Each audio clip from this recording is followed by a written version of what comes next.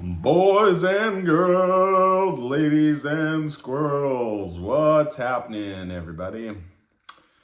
So I was doing some thinking today, and today I wanted to discuss the topic of how feminism, and I don't even want to use the word feminism because I think it's a little overused, and I think that term has actually shifted. We're in this kind of new and evolved breed of, I would almost call it womanism or gynocentrism, as some people refer to it. And I want to talk specifically on how this idea of feminism or womanism, this gynocentrism, has infiltrated into Christianity, and specifically into Protestant Christianity. I think Catholicism and Orthodoxy are still more or less not completely infiltrated by this, and I think that's where there actually is more or less real traditional values. But in the Protestant church, which is one of the reasons that I left, I started to notice this everywhere. And how I think this manifests itself is they accept the tenets of a traditional relationship, right? I feel like this trope has been talked about over and over again. The man is the provider, the woman is the caretaker, rears the children, does the cooking, cleaning. But this trope, I think, is almost memeified to this degree where it's so oversimplified that it reduces the relationship back into a transactional type of relationship, where if you start to really look at it, it becomes less about the vows, less about the family unit, and more about, whether or not the man is meeting the expectations of the woman, right? And if he's not, that gives the woman the right to, be dissatisfied and eventually leave. So, and I started noticing this in speeches that certain pastors would give. And my ex, I remember, was reading this book too. It was a book called Unmasked, and I never read the whole book all the way through. It was primarily the over-sexualization of women in today's modern culture. And, from just the notes and the brief read, like, it had some good points into it. But she recommended that I read it. She's like, oh, you really need to read this book. And I remember reading a few chapters, and a few chapters in, I started to just have a few doubts as to some of the points that he was making. And there were some points being made where he was referencing certain women in the Bible, and I think referencing other women as well that may have worked in, professions that are not traditionally known to be the most virtuous professions, if you get what I mean. And he laid the responsibility at the feet of the man. It's because of there was not a protective man in the picture that these women were led into these professions. And I would have to agree in some regard to that, because I think obviously fatherless homes run the risk of that, not having a father figure, not having a strong father figure in the house. is going to have a higher chance of that. So there is some truth to that claim, right? But at the same time, I think it misses a huge portion and kind of glosses over the agency of certain women. And I think this is kind of the trend of feminism or womanism, gynocentrism, is to take away as much accountability as possible from the woman's side. So if she becomes, a prostitute, it's because she was forced into it, or it's because there was a lack of male guidance, or the male guidance was poor or corrupt, or they were tricked into it. And so it removes agency from the people. And also too, I think one of those things too that I think is also glossed over is prostitution is almost seen as this purely, transactional,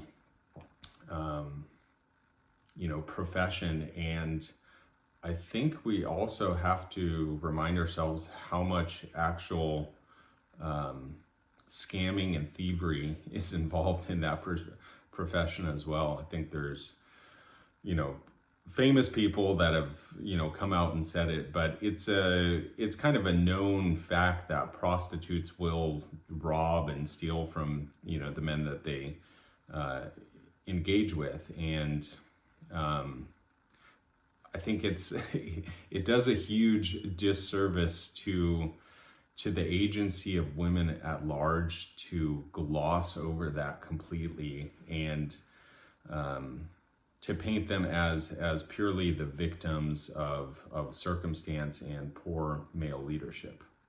And so this book I think it was written by a father of five daughters, something like that. And so it was a very, very gynocentric written book that places, the blame of, women making poor decisions solely at the foot of men. And I think that's very appealing to Christian women because, they do want that strong leader and that strong role model and everything, but the removal of accountability is really what is at the other kind of root of it. It's like if you can remove accountability and put the responsibility purely in someone else's court, that's a great position to be in. And so I think a lot of this type of thinking has entered into the church.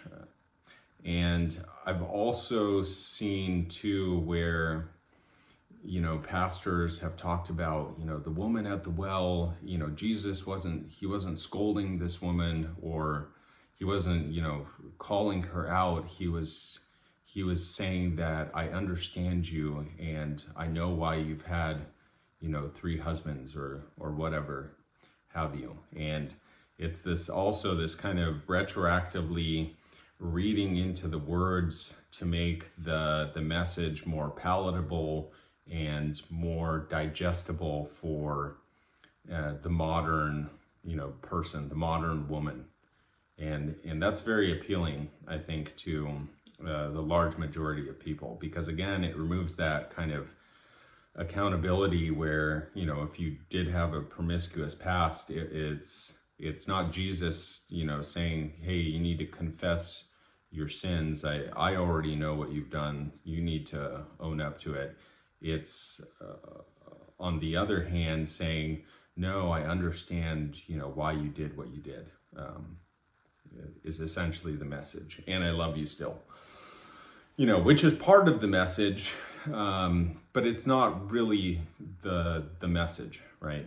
It's the watered down message. So anyway, jumping around a little bit on here, the other way that this kind of feminism or womanism has shifted is with my ex. We actually talked quite a bit before we were married about how the roles were going to be. We actually did a whole premarital course where we specifically talked about those things. And I thought I had laid it out fairly clear that, I have no problem, being the sole provider or being the primary provider. I have no problem, working myself to the bone to make that happen. But the way that I've always, seen my parents have a successful relationship is it was a unit, a family unit. And so my mother had no problem helping wherever she was needed to help. And they both worked to make the household run, to raise 3 kids. They both did whatever they could to bring in enough money for us to live. And that was my expectation too, where it's like, of course I'm going to take the brunt of responsibility on that end, but I by no means look at it as, segregated roles in this very kind of memeified way of, you can only stay home and I only make the money. And this was another interesting thing too, because I remember specifically having this conversation where we got into the topic of, that same dynamic. And I was saying, I don't want to get back into that situation where, my money is the family's money, and then your money is your money, that you buy with. The way that I see it is, once you're a family unit, there is no my money. I don't have my money. My money covers the family expenses, and the priorities are, for me, food, a place to live, and then everything else follows after, right? And so throughout the duration of the marriage, I was providing all of it. She worked a little bit part-time babysitting and doing a couple other jobs. And I remember there was this time where she was talking to a friend, and I overheard her say, she's like, yeah, every time I make money, I make sure that I take 10%, and whatever I make, I buy myself something. And I was like, that's kind of odd. Like, if I operated on that principle, we wouldn't be eating dinner sometimes, because I don't look at it and think like, oh, I just earned, $3,000. I need to take my $300 and go buy myself, a new pair of shoes. So I thought that was a bit of a strange mentality, and I called her out on it, and it resulted obviously in a huge fight. And I remember still thinking like, no, I think I'm in the right on this one, because we can't have 2 sets of standards for each person. Just because you make less doesn't mean that I don't want you to buy stuff, but it still has to be within the needs of the family, right? The needs of the family come first, then the individual needs. And what I started to realize is she had this idea that if I didn't live up to, if I wasn't making enough to fulfill her desires and I'll call them needs, then I wasn't doing my job as a man. Therefore, anything she said or did was justified. And so it was this reduction of the relationship into these very, static roles of, okay, you say that you're the provider, but you're not providing me with what I thought I was going to get. Therefore, I can treat you however I want, and I can threaten to leave you. And so that's what was my experience with that. And I think it really just kind of just stunned me when it first happened, because I thought that I thought that we had had the conversations to make sure that that didn't happen. I remember specifically having multiple conversations about that very topic. And then when it came up, it was really kind of shocking to me. And I think it's just a testament to how this type of mentality really is, it's infiltrated everywhere in our culture. And there was good evidence that a lot of this wasn't necessarily things that she had come to the conclusion of organically, because when you're talking to someone and you can tell that they're not reciting their words, they're reciting tropes and things that they've heard elsewhere. It was like that. Sometimes I would say something and she would say some kind of line, and I would just think to myself, like, why in the world would you say that? And I could tell that it was no longer her words. It was things that she's heard somewhere else that she's just repeating back. One of them was, I still think it's kind of hilarious. I remember I had a burn on my arm from, I was working on the transmission and I burned my arm on the exhaust, and it left kind of a nasty little burn. And she kept mentioning, every time she would see it, she would go, ew, ew. And I just said, you don't need to say it every time. I kind of get it. And then, I was a little bit irritated by it because, anyway, so I say that and she says, well, the only reason I say it like that is because a woman is like a mirror. She's only gonna give back to you what you initially show her, or something along those lines.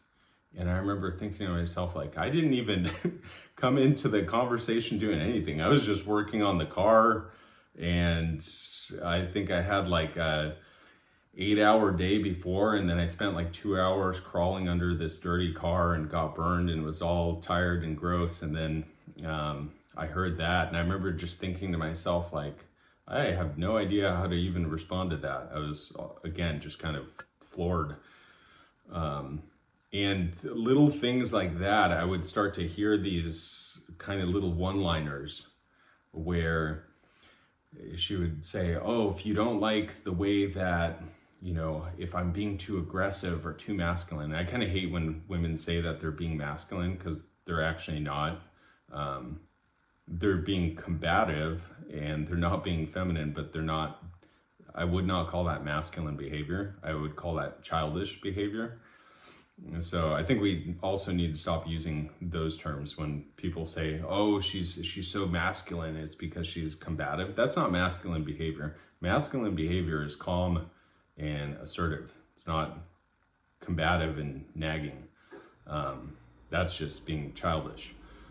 So anyway, she was saying something along the lines of, if you think I'm being too nagging or too masculine, it's because you're not bringing your full masculine energy to make me feel safe. That's the only reason I act like this. And again, at this point, I'm not even really saying anything, and I'm just kind of taking it in and thinking to myself, this is kind of great, because no matter what the other person does, you can just say, well, it's almost like that like little kid game where it's I know you are, but what am I type of thing, where it just seems so silly that you don't even want to engage in it. You just kind of look and think to yourself, how in the world does an adult woman in her 30s actually think like this? That's what's running through my head.